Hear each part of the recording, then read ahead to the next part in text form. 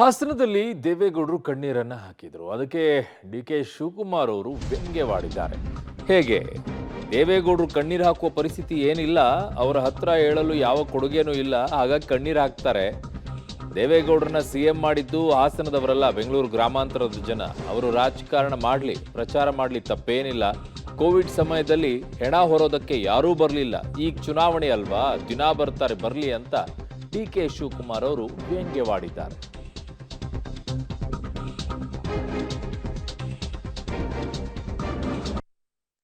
ಯಾರು ಮಾಡೋದು, ಏನು ಮಾಡೋದು? ಪ್ರಧಾನಮಂತ್ರಿ ಮಾಡಿದ್ದೀವಿ, ನಮ್ಮ ಜಿಲ್ಲೆಯವ್ರು ಚೀಫ್ ಮಿನಿಸ್ಟರ್ ಮಾಡಿದ್ದಾರೆ.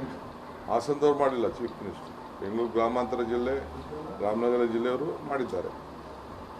ಅದರಿಂದ ಕಣ್ಣೀರು ಹಾಕುವಂಥ ಸಂದರ್ಭ ಏನಿಲ್ಲ. ಕೊಡುಗೆ ಏನು ಅನ್ನೋದು ಹೇಳೋಕ್ಕೆ ಅವ್ರ ಕೈಲಿ ಆಗಲ್ಲ. ಈಗ ನಾನು ಅದಕ್ಕೆ ಚರ್ಚೆ ಹೋಗುವುದಿಲ್ಲ. ಅವ್ರು ಏನೇ ಪ್ರಯತ್ನ ಮಾಡಲಿ, ಇವತ್ತು I am going on record, ಒಳ್ಳೆ ಶುಭಗಳಿಗೆ ಶುಭ ಮುಹೂರ್ತದಲ್ಲಿ ಹೇಳ್ತಾ ಇದ್ದೀನಿ. 4 ಸೀಟು ಅಂತ ಅವ್ರು ಹೇಳಿದ್ದಾರೆ. 3